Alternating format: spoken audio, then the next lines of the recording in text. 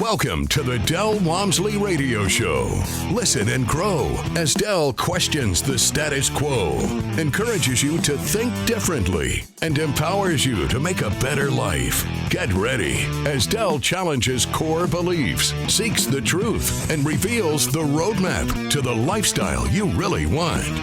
And now your host, multi-millionaire, national award-winning investor, CEO and founder of Lifestyles Unlimited, Del Walmsley. Welcome to Del Walmsley Radio Show, where the hype ends and the help begins. I'm your host, Del Walmsley, and as always, we're working on your financial freedom. Today, my friends, we're going to go to the mailbag again, and the first email that came in, or the first one that I'm going to attack today, is an article sent to me that's on Microsoft Start, which some webpage, I have no idea what it is. But it's interesting because it's real estate related, and I think it really sets the tone for what we're here to do. It says, Forever Renters, the real estate developer, says there's no such thing as a starter home in big U.S. cities. Even Americans earning $150,000 a year plus are looking to rent. Is the housing crisis still that bad? Then it goes on. Let's see if we can read the rest of this article here to you. It says, in a market where the dream of home ownership slips further out of reach, for many, the significant shift is underway. A lack of inventory, soaring prices, and elevated mortgage rates have left a growing number of individuals and families with no choice but to rent indefinitely. This new reality has given rise to a term that everyone is espousing as the forever renter. So there you go. They're talking about the forever renter. First of all, I think this is a good thing for us as real estate investors. Second of all, I don't really know if they're actually right, if it's any different than it's always been. There's always been a dichotomy between the people who can afford housing and those that don't. If you don't believe me, look at the subdivisions. I live in Houston, Texas, and this city has grown ever since I got here. I mean, exponentially grown from 1 million to 2 million to 3 million to 4 million. It just keeps growing and growing and growing, and now it's grown out to where it can't grow anymore as a city of Houston because the suburbs completely surround it, and they're growing into millions and millions and millions of people. So you have an MSA or market area of Houston that's really 5 or 6 million. It's unbelievable. And they keep building houses. I live in a neighborhood. Well, I don't live in a neighborhood. I live in a community that's a gated community. But outside of our gated community, down the road, the construction is unbelievable. There's stuff everywhere. So to say that no one can buy a starter home is a bit of a fallacy. I mean, these homes are $300,000, $400,000, $500,000, $1 million. Starter homes are now up to about $1 million. It's really hard to do that. Now, by the way, the median cost of a home in Houston is about $400,000. No, I think it's like $390,000 or $400,000, something like that.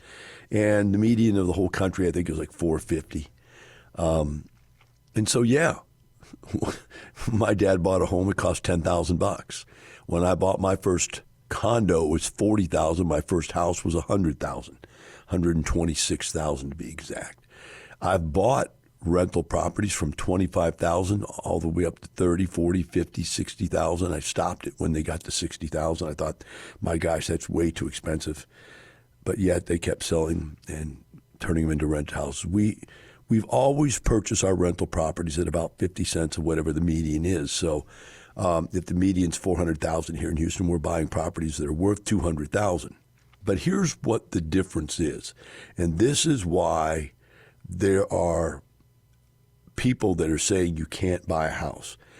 People out there don't know how to go buy a house. When we go buy a house, we go buy a home that we can buy that's worth $200,000 in something called an after repaired value. So that's what it will be once it's fixed up, but it's all torn up. Now, the average homeowner, if they were to go out there and buy this home for $100,000 would have to put 20% down on the 100,000, which would be 20,000. And then there's, let's say, 50,000 in rehab they'd have to come up with. That'd be 50 more. They'd have to come up with $70,000 down, putting that out of reach of the starter home crowd. I get that. But we don't do that. What we do is we go out and get a hard money loan, and my finance company gives them. We have 2 or 3 other finance companies here at Lifestyles that do them. It's a common thing within our group because we developed this kind of financing 25, 30 years ago to allow us to do what we do. So these hard money lenders will lend us 75% of the after repaired value. Well, if the after repaired value is $200,000, right? Then they'll lend us $150,000. We buy the property for $100,000. We put $50,000 in rehab, and we don't even have to come up with any money except closing costs, which may be $5,000 to $10,000. Now, a beginner homeowner could afford that if they knew how to do that. And they could remodel the house to whatever colors and scheme that they want, make it as nice as they want, et cetera, if they knew how to do that. So what I'm recommending to you out there, if you're listening to this and you're a starter home buyer and you don't understand how to do that, then come to our seminar. Go to Lifestyles Unlimited or go to Dell Help Me Now, I think is what my webpage was. I haven't used it since I did a live seminar. But you can go to Lifestyles Unlimited and look up how to get signed up. We have a special running right now. And our normal membership, which is $740 for 1 year, it's now 2 years for $297. So it's a massive discount. We're just trying to get people off their butts because people have just lost it. With interest rates up, people think real estate doesn't work. Real estate works perfectly well if you know how to do it, if you know how to buy it at the right price and know how to do it. So in this particular case, what I'm saying is the reason people can't buy starter homes is because they don't know how to do it.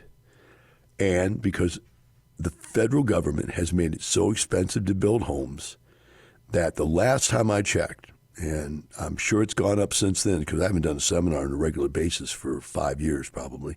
But when I did the seminars, a part of my seminar was the federal government regulations, mandates for single-family homes adds $85,000 to the construction of any home. So if you have to start with a lot, that's a fixed price, then you have to build the thing, and then you have to add all this government-required stuff in for $85,000 more, and you want to make a profit as a builder, you realize that house has got to be up over $300,000 or you can't even do it. It won't even work. And even then at $300,000, who knows how much of a profit there is for the builder. So they're building homes right now in my area, not in my subdivision, but in my area. Subdivisions adjacent to where I live. I think they're like $400,000 to $1 million. That's kind of like the price for these starter homes.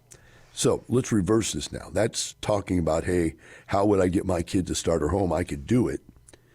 But the next point is, but who cares? If people are renters, does it really matter?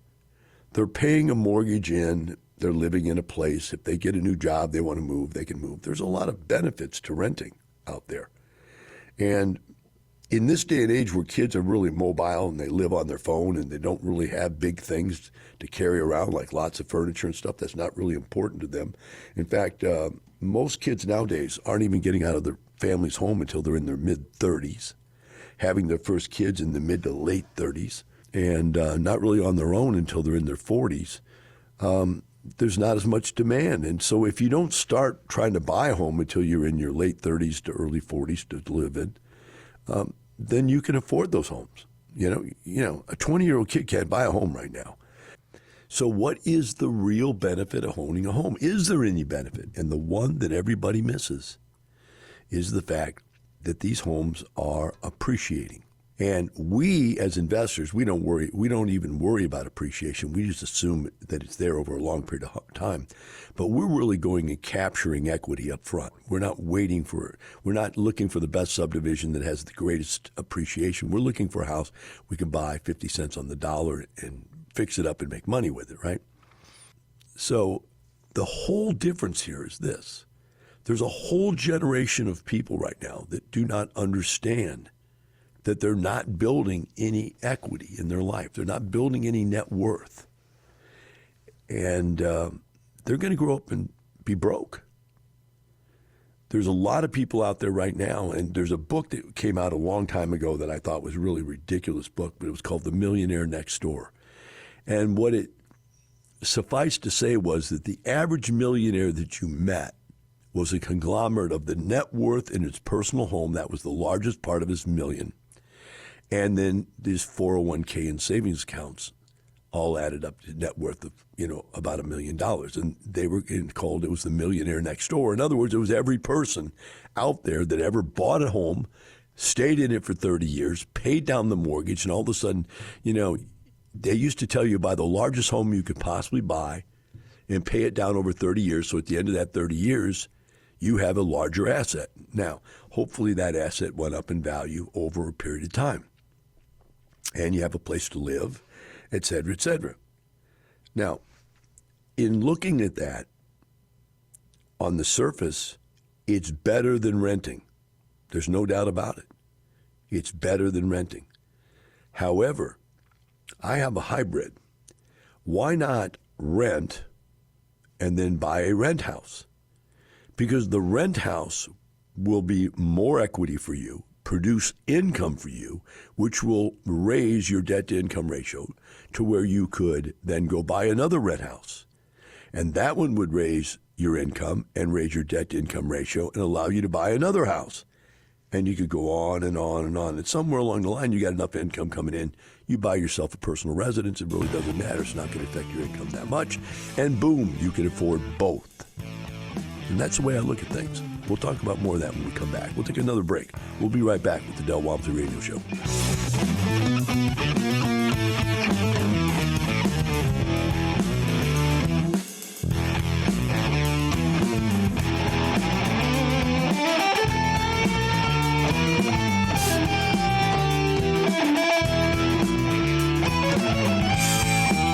Teaching you with a roadmap to creating the lifestyle you really want. Keep listening. The Del Walmsley Radio Show returns in moments. Del Walmsley interviews Chad and Lisa. This property, for you to have done what you've done, won the award, changed it around, done all the rehab, has got to be worth a lot more. Well, we purchased it for $8.275, and it's worth $19 million now. So wait, whoa. That is incredible. I can see why you won an award, and that's great. Lifestyles Unlimited, over 33 years teaching the real estate retirement roadmap. Go to GiveMeTotalFreedom.com. GiveMeTotalFreedom.com. Enter code 2024. You're hearing the Del Walmsley Radio Show. Want more life-changing knowledge? Access our podcast and listen on demand at lifestylesunlimited.com under the radio tab. Now your host, Del Walmsley. Welcome back to the Del Walmsley Radio Show. Today we are in the mailbag and discussing topics. This one we got off on now is going to be about what you could do to change your financial position without having any more money than what you have to work with. So in life, we have all kinds of commitments. As you grow up, you're committed to certain things. Some of you are committed to having children and raising children, and you've committed that that's what we're going to do, and you find a spouse and you commit to that spouse that we're going to stay together through thick and thin and do this thing, right? So you've made all kinds of commitments in life.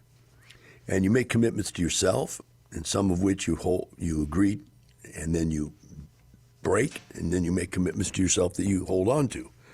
So what I would say to you is that many of the commitments you're making that seem like a good, strong, logical thing to do, something that's moralistically right, logically right, sometimes can be rearranged simply enough that it can make a gigantic difference in your life. And I did one before we went to break, and I'll reiterate it for people that are just tuning in right now.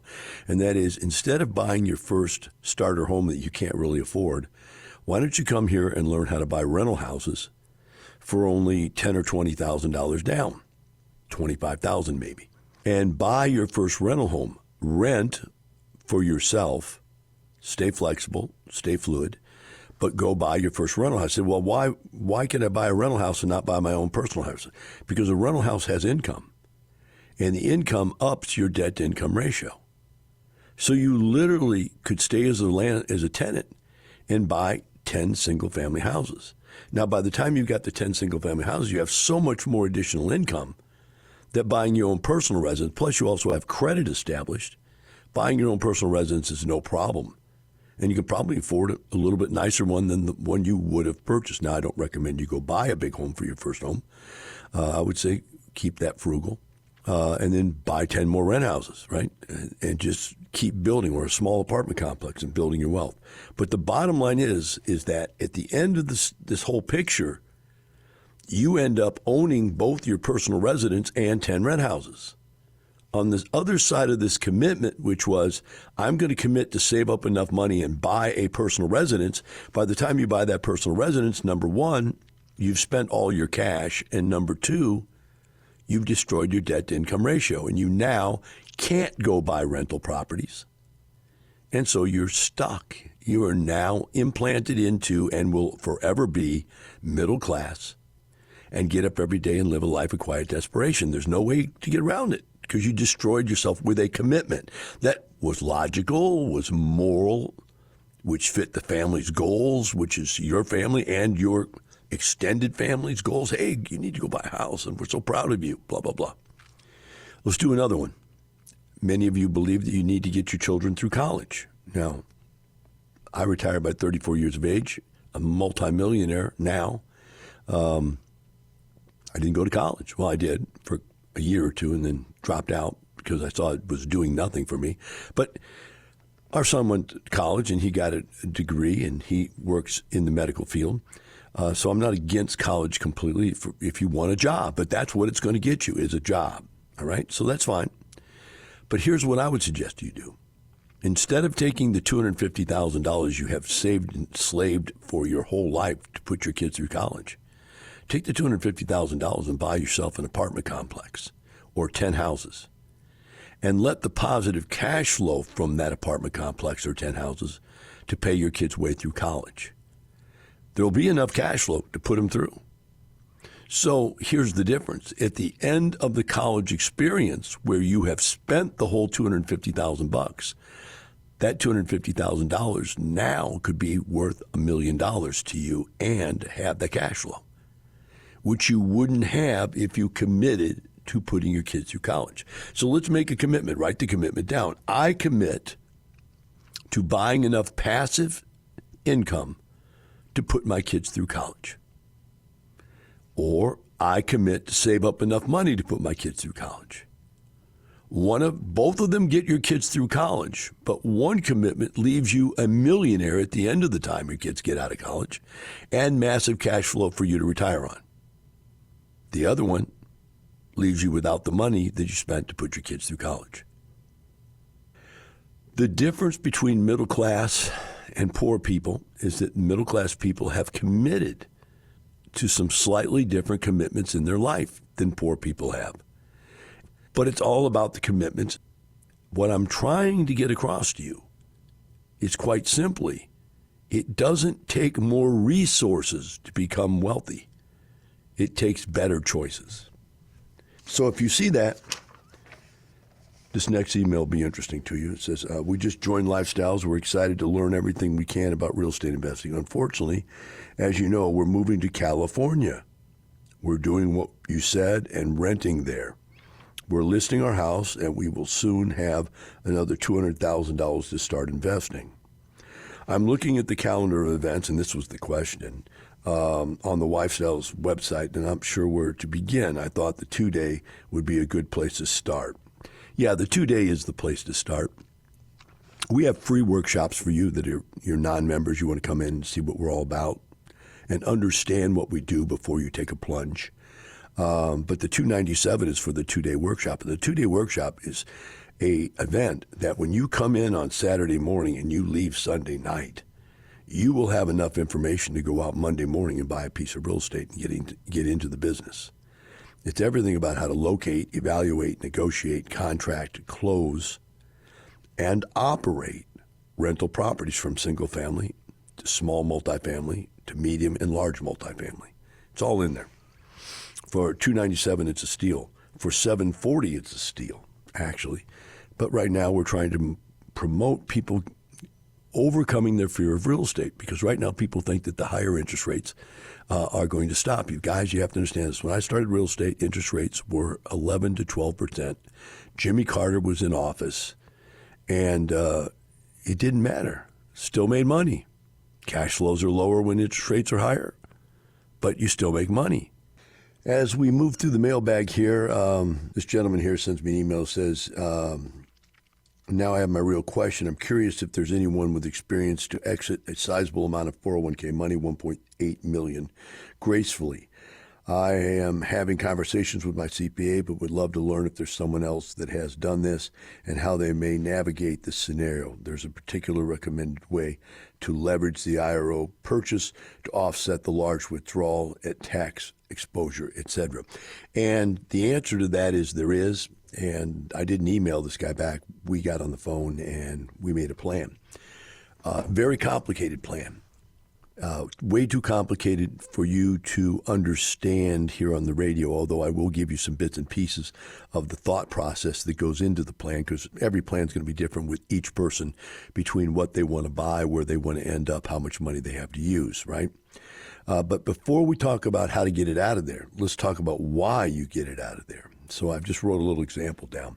Typical example is you got $100,000 in your 401k.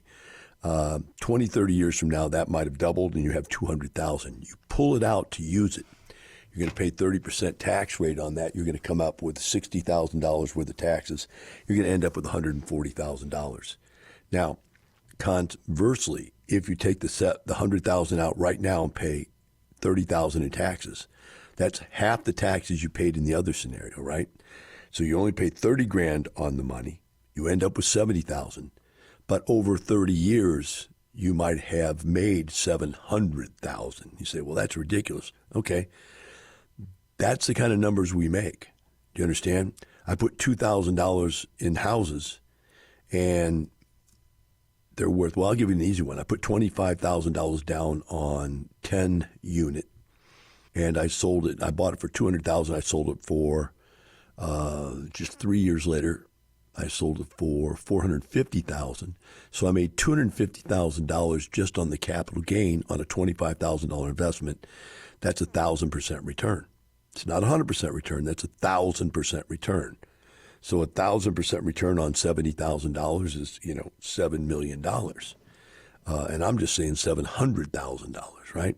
So it's very realistic over a 30-year period of time to have made, 10 times your money. So in that case, we now have $770,000. But let's say we only made $200,000, right? So you go with the 200, we have $270,000, right? But we did it all tax-free. And remember, the money's already out of the 401k, so we don't have to pay any taxes on it. We earned it tax-free. We own it tax-free. We're in control of what we do with it tax-free. Whereas you're still hung up with that 401k. And like this gentleman here, where it's $1.8 million, and you get up to some number like, man, how do I get that out of there without paying just astronomical taxes? The truth of the matter is, if this guy would earn this $1.8 million, if he would have started way back whenever he started saving his 401k, if he would have earned this money in real estate using depreciation to cover, to hedge this thing, then he would have now owned the $1.8 million worth of equity without tax burden, right?